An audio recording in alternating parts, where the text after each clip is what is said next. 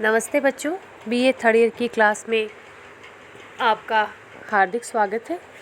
इसके पूर्व की क्लास में मैंने आपको देतांत का तात्पर्य और उसके कारण समझाए थे। देतांत का मतलब है तनाव शैथिल्य, जिसे शीत युद्ध के संदर्भ में काम में लिया गया था। यूएसए और अमेरिका के मध्य तनाव में कमी और जो परस्पर मधुर व्यवहार था उसे ही तनाव शैथिल्य या देतांत का नाम दिया गया। आज हम देखेंगे कि तनाव शैथिल्य का विश्व राजनीति पर क्या प्रभाव पड़ा। सबसे पहला प्रभाव जो हमें देखने को मिलता है वह है महाशक्तियों के मध्य सहयोग एवं मैत्रीपूर्ण संबंधों का विकास हुआ। देतांत व्यवहार के पश्चात महाशक्तियों में आपसी आदान प्रदान एवं सामंजस्य का विकास हुआ। अब वे प्रतिस्पर्धा नहीं करते प्रतीत होते हैं।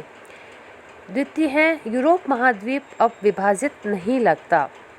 1945 के पश्चात विश्व दो भागों में स्पष्ट रूप से बंट गया था, लेकिन देतांत ने पूर्व एवं पश्चिम में पुनः आर्थिक सांस्कृतिक आदान प्रदान को बढ़ाया।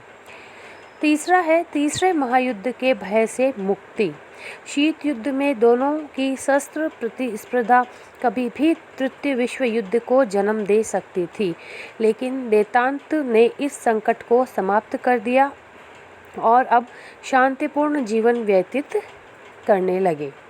चौथा है, परमाणु शस्त्र के नियंत्रण हेतु प्रयत्न।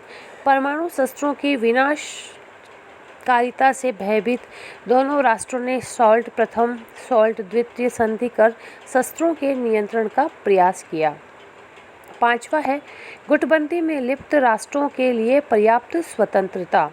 सैन्य गुटों से संबंधित इन राष्ट्रों के निर्णयों में अब पर्याप्त लचीलापन आ गया। France, Britain, Germany, Japan, Vietnam अलग दृष्टि से सोचने लगे। अनेक राष्ट्र, पाकिस्तान, पुर्तगाल गुटनिरपेक्ष आंदोलन में शामिल हो गए।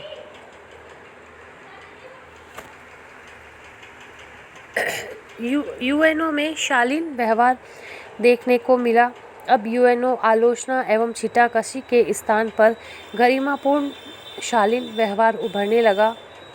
वीटो का प्रयोग बार बार नहीं होने लगा और गुटीय आधार पर नए राष्ट्रों के प्रवेश को नहीं टाला गया। कार्यवाहियों में भी महाशक्तियों ने अड़ंगा नहीं लगाया। गुटनिरपेक्षता की प्रासंगिकता पर भी प्रश्न चिन्ह लगने लगा। बहुत से विद्वानों ने ये कहा कि अब जब दो गुट ही नहीं बचे तो गुटनिरपेक्षता का क्या औचित्य। गुटनिरपेक्षता के औचित्य को हम आगे के चैप्टर में और अधिक क्लियर करेंगे। धन्यवाद।